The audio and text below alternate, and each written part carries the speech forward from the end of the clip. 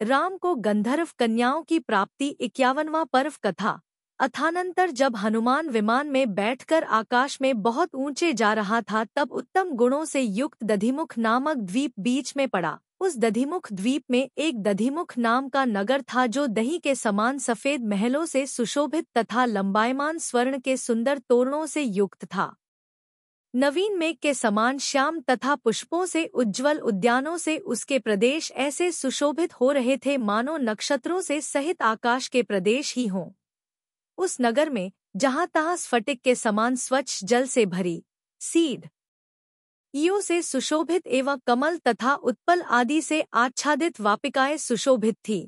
नगर से दूर चलकर एक महाभयंकर वन मिला, जो बड़े बड़े तृणों, लताओं, बेलों, वृक्षों और कांटों से व्याप्त था। वह वन सूखे वृक्षों से घिरा था, भयंकर जंगली पशुओं के शब्द से शब्दायमान था, भयंकर था, अत्यंत कठोर था, प्रचंड वायु से चंचल था, गिरे हुए बड़े बड़े वृक्षों के समूह से युक्त था, महाभय उत्पन्न करने वाला था, अत्यंत खारे जल के सरोवरों से सहित था, कंक, गृध आदि पक्षियों से सेवित था तथा मनुष्यों से रहित था।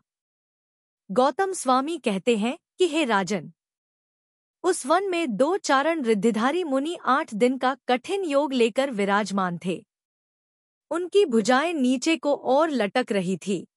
उन मुनियों से पावकोश दूरी पर 3 कन्याएं, जिनके नेत्र अत्यंत मनोहर थे, जो शुक्ल वस्त्र से सहित थीं, जटाएं धारण कर रही थीं, शुद्ध हृदय से युक्त थीं, 3 लोक की मानो शोभा थी और नूतन आभूषण स्वरूप थी, विधिपूर्वक घोर तप कर रही थी। तदनंतर हनुमान ने देखा कि दोनों मुनि महाअग्नि से ग्रस्त हो रहे हैं और वृक्ष युगल के समान निश्चल खड़े हैं, जिनका व्रत समाप्त नहीं हुआ था तथा जो लावण्य से युक्त थी, ऐसी वे तीनों कन्याएं भी निकलते हुए अत्यधिक धूम से स्पृष्ट हो रही थी। उन्हें देख हनुमान के हृदय में उन सबके प्रति बड़ी आस्था उत्पन्न हुई।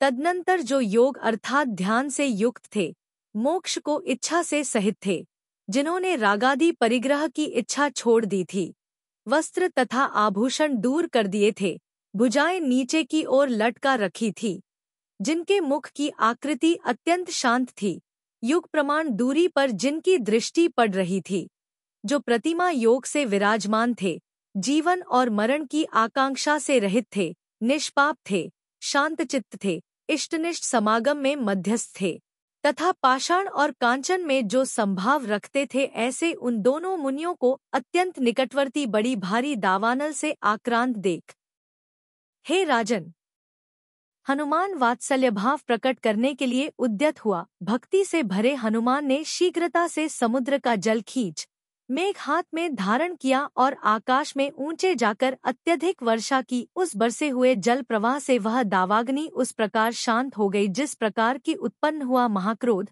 मुनि के क्षमाभाव से शांत हो जाता है।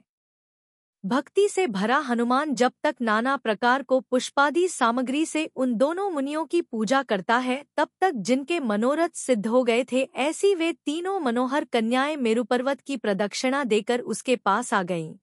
उन्होंने ध्यान में तत्पर दोनों मुनियों को हनुमान के साथ साथ विनयपूर्वक नमस्कार किया तथा हनुमान की इस प्रकार प्रशंसा की, किया हो, तुम्हारी जिनेन्द्र देव में बड़ी भक्ति है, जो शीघ्रता से कहीं अन्यत्र जाते हुए तुमने मुनियों के आश्रय से हम सबकी रक्षा की। हमारे निमित्त से यह महाउपद्रव उत्पन्न हुआ था, सो मुनियों को रंच मात्र भी प्राप्त नहीं हो पाया। अहो, हमारी भवितव्यता धन्य है। अथानंतर पवित्र हृदय के धारक हनुमान ने उनसे इस प्रकार पूछा कि इस अत्यंत भयंकर निर्जन वन में आप लोग कौन हैं? तदनंतर उन कन्याओं में जो ज्येष्ठ कन्या थी, वह कहने लगी कि हम तीनों दधिमुख नगर के राजा गंधर्व की अमरा नामक रानी की पुत्रियां हैं। इनमें प्रथम कन्या चंद्रलेखा, दूसरी विद्युत प्रभा और तीसरी तरंगमाला है। हम सभी अपने समस्त कुल के लिए अत्यंत प्यारी हैं। इस संसार में अपने कुल रूपी कमलों को विकसित करने के लिए सूर्य के समान विद्यार्थ आदि स्थानों में उत्पन्न हुए जितने कुछ विद्याधर कुमार हैं, वे सब हम लोगों के अत्यंत इच्छुक हो कहीं भी सुख नहीं पा रहे हैं।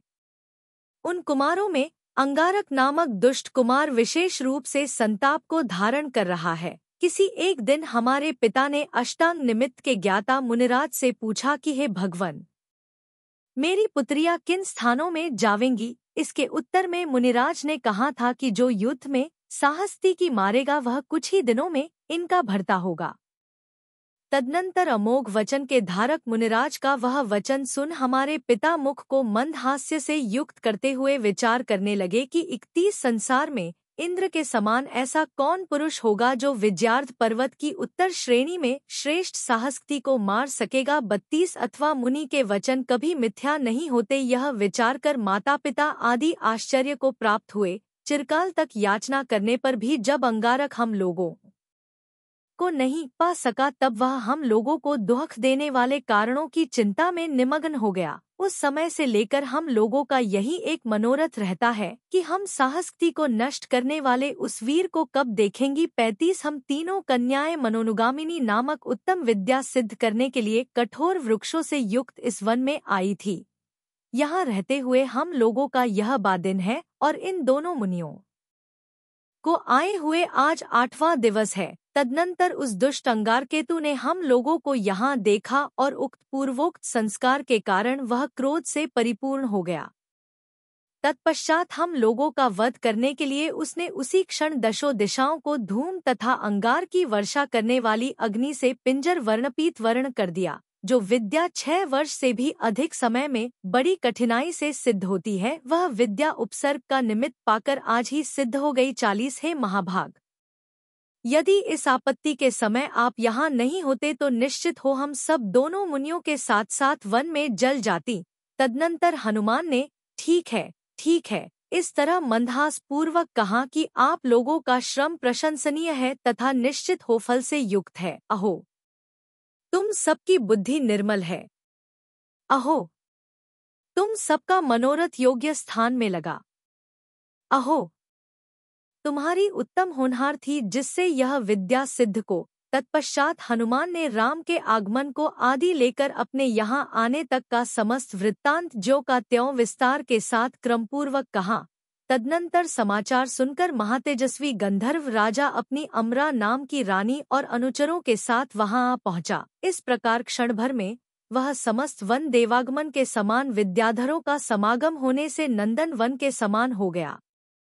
तदनंतर राजा गंधर्व पुत्रियों को साथ ले बड़े वैभव से किष्किंधपुर गया और वहां राम की आज्ञा में रहकर प्रीति को प्राप्त हुआ। उसने असीम सौभाग्य की धारक तथा परम विभूति से युक्त तीनों उत्कृष्ट कन्याएं शांत चेष्टा के धारक राम के लिए समर्पित की। सो राम इन कन्याओं से तथा अन्य विभूतियों से यद्यपि सेव्यमान रहते थे तथापि सीता को न देखते हुए वे दशों दिशाओं को शून्य मानते। गौतम स्वामी कहते हैं कि यद्यपि समस्त भूमि गुणों से सहित शुभ चेष्टाओं के धारक तथा अतिशय सुंदर मनुष्यों से अलंकृत रहे तो भी मन में वास करने वाले मनुष्य के बिना वह भूमि गहन वन की तुल्यता धारण करती है। पूर्वोपार्जित तथा तीव्र रूप से बंध को प्राप्त हुए उत्कट कर्म से यह जीव परम रति को प्राप्त होता है और उस रति के कारण यह समस्त संसार अपने अधीन रहता है तथा कर्मरूपी सूर्य से प्रकाशमान होता है। इस प्रकार आप नाम से प्रसिद्ध